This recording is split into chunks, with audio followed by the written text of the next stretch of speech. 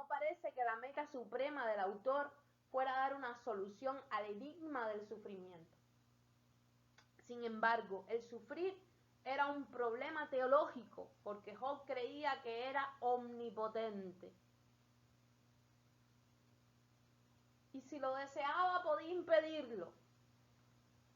Que era amor y no se compadecía, no se complacía en ello, y que la maldad y el sufrimiento eran reales, no eran simplemente ilusiones.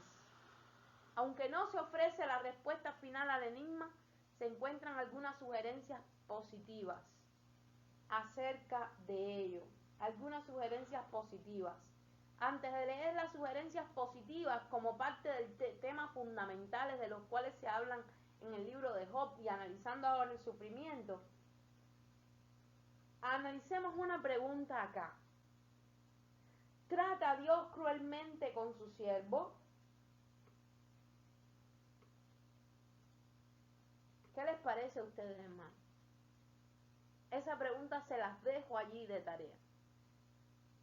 De tarea simbólicamente, no me tienen que mandar una respuesta ni nada. ¿Trata Dios cruelmente con su siervo? ¿Cuál sería su respuesta? Usted puede tener la respuesta que usted desee porque usted es un individuo y tiene capacidad de razonamiento. Y yo se la respeto. Ahora, no trata de quebrantar la fe de Job. Sin embargo, una fe que no sobrevive a la prueba es una fe inadecuada. Una fe que no sobrevive al sufrimiento es una fe inexistente. No se informa a Job de la razón de su dolor. Esto es más doloroso todavía, porque cuando uno sabe que está sufriendo porque cometió un pecado, es fácil hasta cierto punto asimilar la tribulación. Cuando uno sabe que está sufriendo por la maldad de los seres humanos, porque los creyentes sufrimos en ocasiones por una mala siembra que hemos hecho en un pasado, no todo el mundo nació siendo cristiano. Y a veces sufrimos porque ya traemos un récord de vida del mundo, nos convertimos al evangelio y todavía hay una cosecha que recoger unos cuantos años después aún de ser cristiano.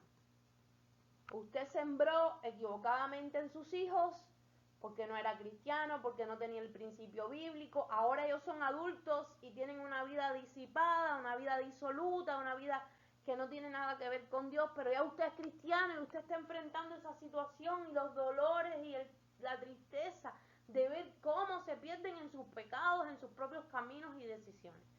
Esto es parte de todo un arrastre que usted tiene que asimilar porque usted tuvo un récord de vida antes de venir al Señor y sus pecados han sido perdonados y usted es una nueva criatura en Cristo, pero ahora esa mala siembra que hizo durante años está teniendo que recoger su cosecha siendo creyente. Y en medio de todo es ultra privilegiado porque no solamente hizo una mala siembra, ahora es creyente, sino que Dios le va a dar la capacidad para poder enfrentarla, subsanarla y ver un resultado positivo con una nueva siembra diferente en sus hijos, en su familia, en su vida.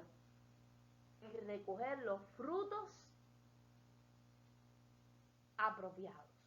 A veces sufrimos por eso, a veces sufrimos porque hemos pecado y porque el pecado tiene consecuencias, porque nos hicimos habituales a ciertas prácticas y estas prácticas han afectado nuestra vida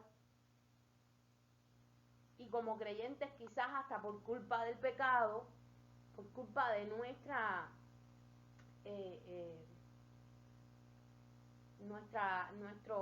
despreocupación espiritual, quizás incurrimos en situaciones que nos hizo hasta perder posibilidades, oportunidades y demás. Y estamos sufriendo, bueno, porque sencillamente, como se dice en mi país, metimos la pata. Y ahora tenemos que empezar a subsanar y a recuperar ciertas cosas y privilegios que perdimos. A veces se sufre por eso, otras veces se sufre por la maldad de los impíos. porque hay personas que son malas, no podemos decir otra cosa, lamentablemente hay gente mala, personas malas, con malos sentimientos, con malas entrañas, que no disfruta de su maldad y de sus malos caminos, sino que también quiere afectar a otros. Y lamentablemente, a veces somos tocados por la maldad de estas personas con cierto límite, porque Dios es quien determina hasta qué punto podemos ser dañados de una u otra forma. Y gracias al Señor por sus promesas en su palabra, que dice que aún al impío hace estar en paz con uno. El Señor, esa es una de mis oraciones: Señor, aún hasta los impíos vas a estar en paz conmigo, que tengan que reconocer que tú estás conmigo, que tengan que reconocer que tu gracia y tu gloria están sobre mi vida. Y sufrimos en ocasiones por esta causa. También se sufre por el dolor de otro, hermano. Es triste ver una familia que pierde un miembro. Es triste ver a un matrimonio que pierde un hijo.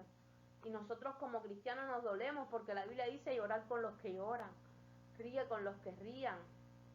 Y es triste, a veces sufrimos por el dolor de otro. Pero en el caso de Job, él no sabía ni por qué estaba sufriendo. Nunca supo Job por qué sufrió. En ningún lugar del libro se ve a Dios dándole una explicación a Job acerca de su sufrimiento. ¿Qué le parece, hermano? No se supo. Y aquí me acordé yo, analizando para poder prepararle todo esto a ustedes, me acordé yo lo que dice el cantante Samuel Hernández. No sé si aquí se oye las canciones de él. Creo que él es un puertorriqueño. Y él dice que, puertorriqueño, él dice que a Dios no hay que entenderlo, a Dios hay que obedecerlo. Y yo creo que Dios le inspiró a decir esa frase después que leyó el libro de Job. No es una broma, hermano. Pero realmente es una gran verdad. A Dios no hay que entenderlo. Es mucho más profundo. Es que nuestros pensamientos no son los pensamientos de Dios. Nuestros caminos no son sus caminos. Como más altos son los caminos de Dios que los nuestros, así son sus pensamientos, decía el profeta Isaías. Nunca se le da una explicación a Job de por qué estaba sufriendo o por qué sufrió semejante situación. Si lo hubiera sabido, no había sido una prueba verdadera, como les dije hace un momento. A la vez, en la providencia divina, por medio de la constancia de Job, su ejemplo y las lecciones reveladas han sido bendiciones para muchos a través de los años, hermano. Han sido una bendición para muchos a través de los años. El ejemplo de Job. La consagración de Job, teniendo las fisuras que tenía, porque no hay justo que haga el bien y nunca peque, hermano. Job tenía fisuras y quedaron plasmadas, escritas en el libro. Las tenía y comenzaron a salir, a emerger las fisuras espirituales de Job, sus fisuras emocionales, en el capítulo 3 del libro. Es decir, no es que era un hombre perfecto, ni inmaculado, ni nada de eso. Era un hombre que tenía defectos como nosotros, pero que tenía un gran deseo de hacer la voluntad de Dios. Satanás le propuso a Dios que probara la fe de Job. En vez de protegerlo, sugirió que extendiera su mano para quitarle lo que tenía. Dice, extiende, deja que lo toque para que tú veas, si no te maldice. Y se utiliza la misma palabra en el Antiguo Testamento en algunas ocasiones para bendición y otras para maldición, que es barak. Así se usó otra vez el verbo que lleva el doble sentido. Un eufemismo, es una figura literaria. Bendecir o maldecir. ¿Renunciaría a su fe Job si le eran quitadas sus bendiciones materiales? ¿Qué le parece, hermano? ¿Está reflexivo o no el sufrimiento de Job? Si se quedaba sin nada, porque miren, hermano, es fácil obedecer a Dios sin tener nada. Eso es fácil. ¿Cuántos están conmigo? Es fácil obedecer a Dios cuando tú no tienes nada. No tienes nada que perder. Sencillamente tienes que vivir una vida de absoluta dependencia de Dios. Porque tú no sabes, hoy tienes aceite para cocinar, pero mañana no sabes si lo vas a tener. Tienes que orar por el aceite. Hoy tienes azúcar, pero mañana no sabes si el azúcar todavía te va a alcanzar y tienes que orar por el azúcar. Hoy puedes coger un bus, pero mañana no sabes si vas a tener el dinero para tomar un bus. Y tienes que orar para que el Señor cree todas las condiciones. Y bueno, ya es como un ejercicio de fidelidad en medio de las carencias que se hace rutinario y se hace fácil de asimilar. Ahora, lo difícil es cuando usted lo tiene todo. Por eso nuestro Señor nos comprende tan bien, porque Él dejó, en todos los aspectos Dios nos entiende. No tenemos un sumo sacerdote que no pueda compadecerse de nuestras debilidades, sino que habiendo experimentado todo, sufrido en muchos aspectos, entonces es capaz de también darnos perdón, redención y acceso libre a la presencia de Dios. Como les decía, cuando usted no tiene nada no es un problema. Usted está ya adaptado a orar hasta por lo más simple. Es decir, cuando usted no tiene nada y está sufriendo, usted puede decirse que es hasta mucho más espiritual, porque tiene que orar por todo, por un jabón, por un litro de aceite, por el bus, por los zapatos que se va a poner, por el champú que se va con el que se va a lavar su cabello, por todo, hermano. Usted está experimentado en quebranto y usted ya no tiene problema. Ahora si da un salto y es bendecido, ¡wow! ¡Aleluya! ¡Qué fácil uno se adapta a lo bueno! En Cuba dicen que el ser humano se adapta muy rápido a lo bueno. No sé si aquí también se aplica eso, pero cuando usted lo tiene todo, aquí está el punto neurálgico del tema. Cuando usted lo tiene todo.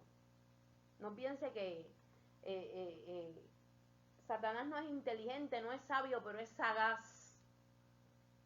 Es sagaz y sabe, él sabe cuáles son los puntos débiles, más neurálgicos, más críticos de los seres humanos. Y toca lo que tiene para ver cómo te niega. Pero cuando usted lo tiene todo, y de ese todo,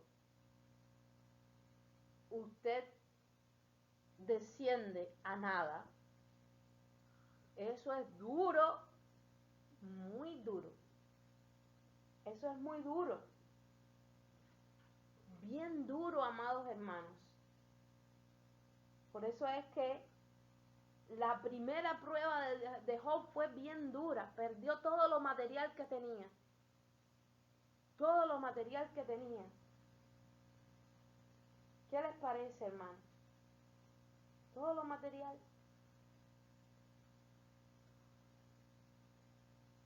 Quitarle todas sus bendiciones materiales. Satanás pensaba que Job era piadoso porque dependía su piedad de las recompensas materiales. Pero Job no negó a Dios. No hay respuestas fáciles. Estamos acá en la diapositiva nuevamente, después de las palabras en negrita. No hay respuestas fáciles acerca del sufrimiento, como tampoco deben haber opiniones fáciles. Ante un Dios tan grande, las respuestas y las preguntas no deben ser tan simples. Tengamos mucho cuidado al opinar con respecto al sufrimiento de otros. El sufrimiento es común en todas las personas y no se lo puede evitar. El sufrimiento nos iguala, hermano. Miren, esto es interesantísimo. El sufrimiento es común en todas las personas, nos iguala. Cuando estamos sufriendo en un hospital, usted puede ser millonario y tener a su mamá hospitalizada encamada. Y yo puedo ser pobre y tener a mi mamá hospitalizada encamada. ¿En qué difiere nuestro sufrimiento? En nada, porque el sufrimiento nos iguala. Nos iguala. Puede un millonario perder un hijo en un accidente y un pobre le puede pasar lo mismo. ¿Y qué pasa? Nos iguala el sufrimiento, es el mismo dolor, es el mismo desgarro, es el mismo sentimiento de pérdida. Nos iguala el sufrimiento. Es común para todos.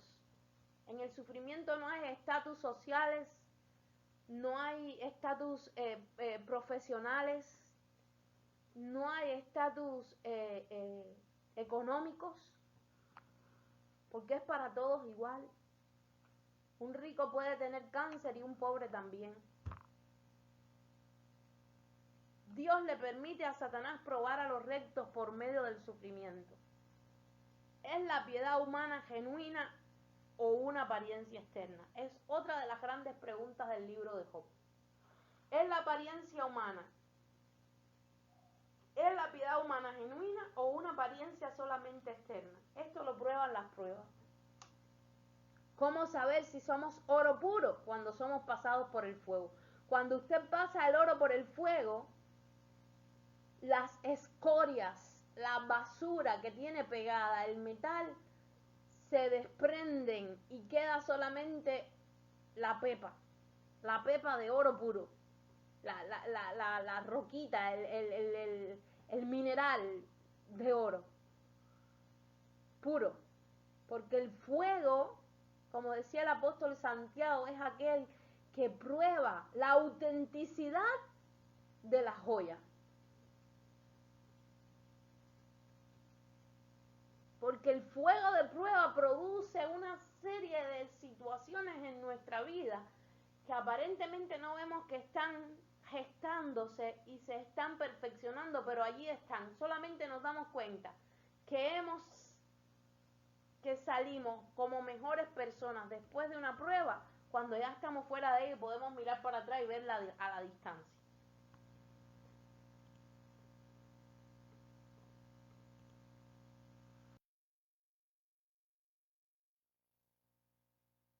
Aunque el pecado produce sufrimiento, el sufrir no es un simple resultado de alguna maldad hecha. El sufrir no es un simple resultado de alguna maldad hecha, como algunos quieren categorizarlo. Ah, tiene cáncer porque toda la vida ocultó pecados. Ah, ya, el hermano, no, el hermano chocó y el auto se le averió y todo, porque es que él seguro que estaba diciendo mentiras. Tengamos cuidado, hermano, tengamos cuidado y no seamos ligeros de vocabulario. No seamos ligeros de vocabulario. No sea, tengamos cuidado de juzgar a otros cuando estén pasando por una prueba, porque no sea que tú también, como dice la palabra, pases por alguna. No sea que tú también estés en una situación similar. Ah, la hija es una prostituta porque no la supieron criar bien. Hermano, en un % muy elevado, cuando uno entrena a sus hijos para que sean buenos cristianos, muchos de ellos se dan, pero otros deciden hacer lo que les da el deseo, como hizo el hijo pródigo en la Biblia. Y deciden escoger el camino que les da su deseo, su voluntad. No juzguemos, hermano. No juzguemos para que no seamos juzgados. Ayudemos, colaboremos. Démosle soporte a los hermanos. A veces tenemos ese texto que dice, soportaos unos a los otros. Y es como diciendo, te aborrezco, eres insoportable, pero te tengo que soportar porque la Biblia lo dice. Pero si lo miramos desde otro punto de vista, si lo miramos desde otro punto de vista, soportados unos a los otros, sería, por lo menos como yo lo veo es de esta manera, vamos a darle un soporte. Un soporte es alguien que calza a otro, que está cojo, que está como que inestable. Y yo vengo y te calzo, te apoyo, apóyate en mi hombro para que puedas seguir caminando. Voy a orar por ti para que el Señor te dé la victoria en ese problema matrimonial que tienes. Eres un siervo de Dios y veo a tus hijos por la calle, ven, cómete conmigo una hamburguesa, tómate una gaseosa. Es un honor para mí servirte porque tu papá y tu mamá son unos siervos de Dios. Y eso es darle soporte a los hermanos. Pues es posible que sea por la rectitud de alguien y refleja la confianza que Dios le tiene. ¿Qué les parece, hermanos? Puede ser que la prueba sea porque Dios tiene absoluta confianza de que esa persona, como he visto algunos pensamientos en Facebook y en otros lugares, que Dios le da sus más difíciles tareas a sus mejores soldados. Oh my God. Cuando yo escuché eso, yo dije, ay Señor, que yo sea solamente un soldadito raso por ahí. Porque es una realidad. Prueba a mi siervo Job para que tú veas. Job, Dios estaba seguro de qué material estaba hecho Job. Dios no es indiferente al sufrimiento de los justos. No los abandona, sino que está con ellos, hermanos. Dios no es indiferente.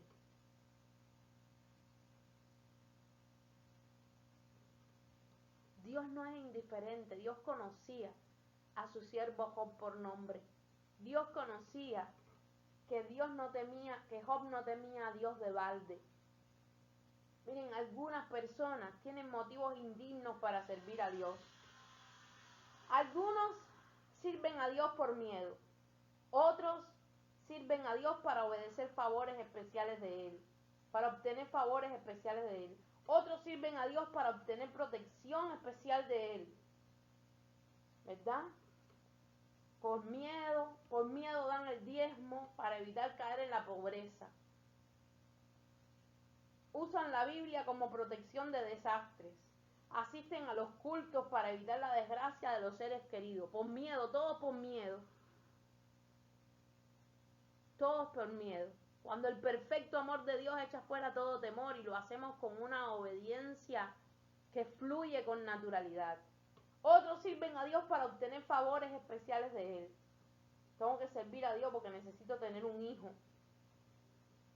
Tengo que servir a Dios porque tengo que conseguir un buen trabajo donde me paguen bien. Es un negocio servir a Dios. No está mal utilizar esa frase porque yo la he usado en muchas ocasiones. Vale la pena, es un negocio invertir en Dios y demás, pero cuando se toma de manera trocada, es entonces lo malo de la cuestión. Tengo que servir a Dios porque necesito el favor especial de Él y necesito tener éxito en la lotería, en un negocio. Porque tengo que prometer a Dios tal o cual servicio o ofrenda si Él lo bendice en gran manera. Poniéndole vellones y pruebas a Dios. Cuando Gedeón se atrevió a ponerle un vellón a Dios, Dios le puso uno más grande a él. Y le dijo, vas a ir a la guerra, pero vas a ir con el mínimo de... Tú me probaste a mí, pues yo te voy a probar a ti. Y ahora vas para la guerra con el mínimo de los soldados.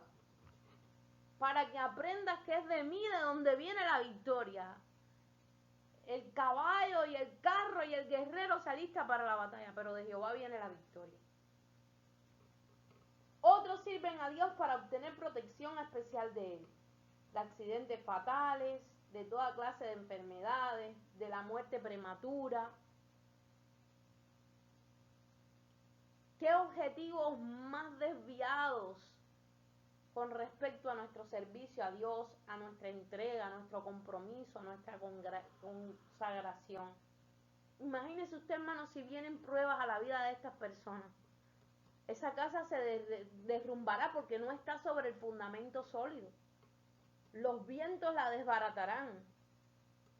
Las tormentas la harán añicos y desaparecerá esa fe insostenible, como les decía anteriormente. motivos válidos para servir a Dios, porque Dios es soberano y poderoso. Yo te sirvo porque quiero estar del lado tuyo, que eres el victorioso, el vencedor. La oración de Job debiera ser la nuestra. Bendito sea el nombre de Jehová. En el versículo 20 y 21 del primer capítulo, la primera afirmación de Job es saber que vamos a recibir algunas cosas buenas y otras malas. Porque recibiremos de Dios lo bueno y lo malo no. Y eso también se lo tenemos que enseñar a nuestros hijos. A veces queremos decirle y darle testimonio y no lo hacemos mal.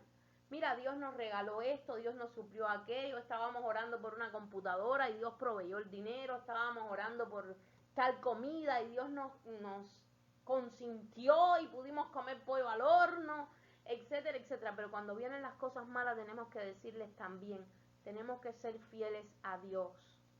Porque más allá de todas nuestras comodidades o de toda nuestra bendición material, está nuestro compromiso y nuestra pasión por Dios, por lo que Él es y no por lo que Él da. Parece ser que la mujer de Job quiere aliviarlo del sufrimiento con una muerte rápida y sin dolor. Y Job le responde que nadie sabe exactamente cómo van a salir las cosas, solamente Dios. Y por lo tanto, que no hablara de esa manera. Que había que cuidar lo que uno hablaba, porque Dios es el único que tenía la respuesta.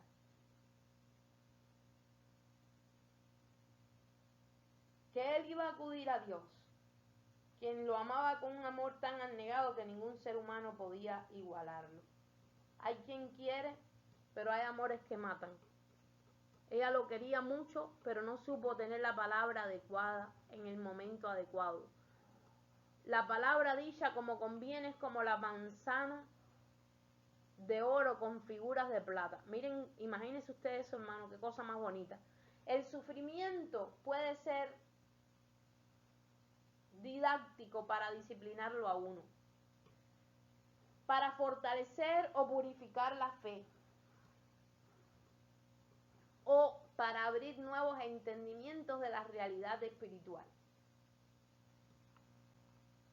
Ese tipo de cosas pueden tener como objetivo el sufrimiento. ¿Qué les parece? Para disciplinarnos, porque antes que nos destruyamos, antes que nos perdamos, Dios a los bastardos no coge lucha con ellos, pero a los hijos los disciplina para que no se pierdan, para que no se diluyan, para que no se desvíen. El sufrimiento también puede ser para fortalecer o purificar nuestra fe, hacernos mejores, para abrir nuevos entendimientos de la realidad espiritual. El sufrimiento puede ser un proceso vicario, sustituidor, hacia la redención de uno o para todos.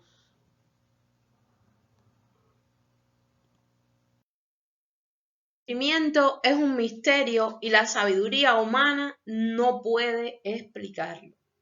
Esa es una de las grandes verdades que podemos desentrañar sin llegar a realmente comprender a la profundidad en el libro de Job. Cuando yo analizo el libro de Job, vuelvo a reiterarles, hermanos, el pasaje, los versículos bíblicos que ha hablado por boca del profeta Isaías fueron dichos: mis pensamientos no son vuestros pensamientos.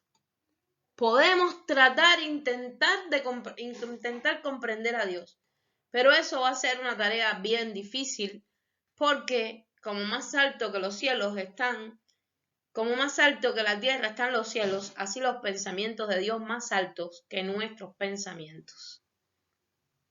Hay que cuidarse de no juzgar a aquellos que sufren. Otra gran enseñanza. Cuídese de no juzgar a aquellos que sufren. Trate de apoyar. No estoy hablando de aprobar el pecado. No estoy hablando de justificar lo mal hecho. No estoy hablando del consentimiento. de lo mal hecho. Estoy hablando, amados hermanos, que tenemos que tener una vara muy misericordiosa al juzgar y medir a aquellos que estén sufriendo. Por lo tanto, el libro no enseña el porqué del sufrimiento, sino más bien se presenta algo del para qué y cómo se ha de padecerlo.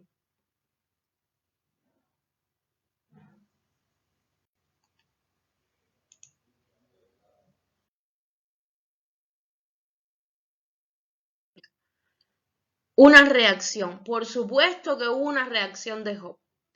Por medio de la experiencia de Job se nota una reacción clásica al sufrimiento. En primer lugar, analizábamos ahorita que tuvo pérdidas materiales. Llegaron a Job los desastres. Perdió los bueyes, las asnas, las ovejas, los camellos, casi todos los criados, también a sus hijos, quienes habían sido reunidos en la casa del primogénito. Se le quitó todo por medio de una catástrofe. Todo lo perdió. Vino un golpe, una sacudida, un golpe aturdidor. Se reconoce la realidad pavorosa. Era una realidad difícil para Job. Simbólicamente, en presencia de los 4 siervos sobrevivientes, Job expresó con 2 señales exteriores la magnitud del dolor que sentía dentro de sí mismo. En aquel entonces los hombres usaban un manto sobre una túnica interior. El manto indicaba el nivel social o la jerarquía del individuo, usos y costumbres de los antiguos, ¿verdad? Habiendo perdido todo, simbólicamente Job indicaba la realidad al rasgar su manto. Evidentemente Dios le había quitado su posición en la sociedad. Estaba a los ojos de los hombres. Fíjense qué complicado de entender ciertos episodios de la vida. A los ojos de los hombres, Job estaba en este momento por su condición filial y material devaluado. Dios le había quitado su posición. El segundo símbolo era raparse la cabeza, lo cual indicaba su dolor intenso, hermano. El cabello era la gloria del hombre, y el cortarlo hasta el punto de ser calvo fue un ritual para expresar que había perdido su más grande bendición. Después se postró en tierra y adoró. ¿Y de qué manera adoró, hermano? Realmente estaba bajo una conmoción total. Al postrarse hizo el acto simbólico de humillarse en sumisión a Dios el superior. No pidió ni ayuda ni respaldo, adoró a Yahvé. Tal como entró en el mundo, así saldría de él en iguales condiciones. Ante todo, Job no maldijo a Dios, reconoció la soberanía divina y aceptó lo que le había ocurrido como una obra misteriosa de Dios. Satanás se equivocó en cuanto a la relación de Job con Yahvé, y Job no pecó ni atribuyó despropósito alguno a Dios. Jehová Dios, Jehová quitó, sea el nombre de Jehová bendito. Y en todo esto, dice la Escritura en el verso 22, uno de los versículos más importantes de este libro, no pecó ni atribuyó a Dios despropósito alguno. ¿Cuántos predicadores no han utilizado este versículo y lo han entrelazado con Romanos 8:28? Porque para los que aman a Dios, todas las cosas les ayudan a bien. Esto es, a los que conforme a su propósito son llamados. Se tiende a volver al pasado, revivir una fantasía tratando de entender cómo se podría haber evitado tal calamidad. Se critica a uno severamente cuando uno está pasando por una situación como esta. Esa es una de las primeras cosas que pasa una persona que tiene un desgarramiento tan grande como el que sufrió Job. Se desarrolla un sentimiento de enojo y resentimiento. Se trata de echarle la culpa a alguien o aún a Dios. Sin embargo, no se resuelve el dolor por medio de explicaciones racionales, hermano.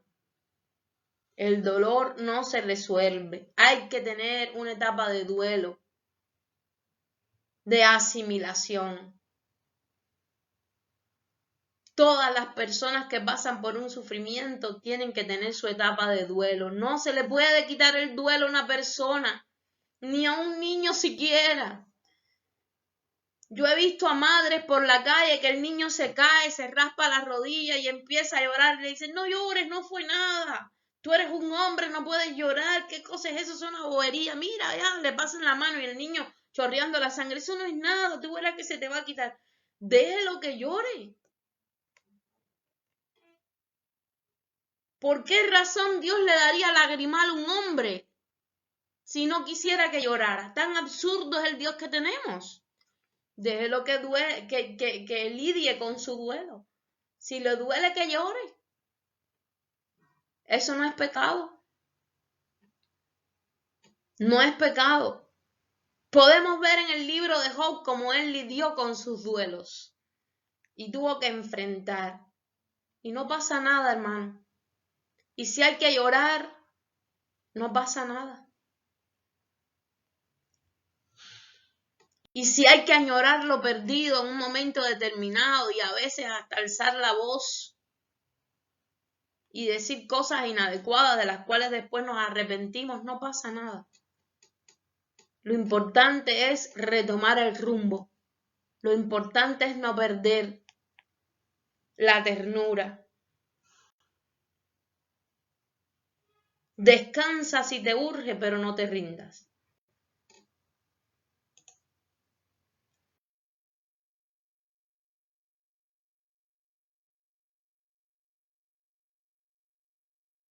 O apartarse. Es una etapa de sentir lástima por sí mismo y finalmente hay un encuentro con Dios. Se logra un nuevo entendimiento del pasado y una comprensión renovada del futuro, porque cuando estamos dentro de la prueba no podemos entender con claridad. Por esto el apóstol Santiago habla en el capítulo 1 de su epístola acerca de la sabiduría, porque la sabiduría es imprescindible para asumir las aflicciones. Imprescindible para asumir las aflicciones. Si alguno está falto de sabiduría, pídala a Dios. Señor, dame sabiduría para asumir de una manera correcta, con una postura adecuada, esta aflicción que estoy pasando. Yo sé que ese pasaje se puede utilizar de manera general, pero específicamente Santiago lo menciona cuando halléis en diversas pruebas, tentaciones, aflicciones, etc. Es decir, que la sabiduría nos hace falta para cuando estamos en medio de la aflicción. Job aprendió que todavía tenía un futuro en Dios, con Dios y para Dios. Por otro lado, Dios también tenía un trabajo para Job. También Dios no había acabado el trabajo con Dios, con Job. Tenía un trabajo para él. Con todo, la idolatría era una parte de su dolor. Tendría que hacer a los ídolos de lo perdido. Sin embargo, una fe personal en Dios le dio nuevas cosas y experiencias. Estoy hablando de idolatría, de aquellas cosas que pudieron haber tenido cierto valor para él y en algún momento, quizás, la Biblia no lo dice, haber ocupado lugares que no le correspondían en el corazón de Job. Pero la Biblia no lo dice. Sin embargo, una fe personal en Dios le dio nuevas cosas y experiencias. En la voluntad divina y a pesar del dolor, el futuro superó el pasado. Con la experiencia traumática, sin embargo,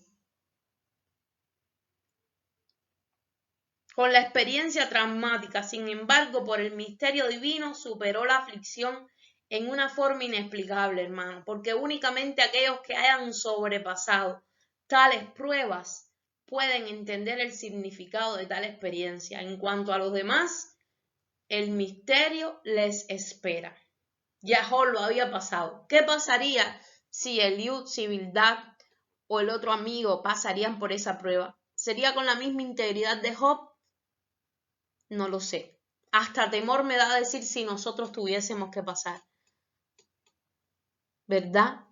A veces, como dice la Biblia, no hemos sufrido hasta la sangre. Así que comportémonos varonilmente, esforzadamente y sirvamos a Dios y seámosle fieles, sin quitar nuestra mano del arado a manos de hermanos.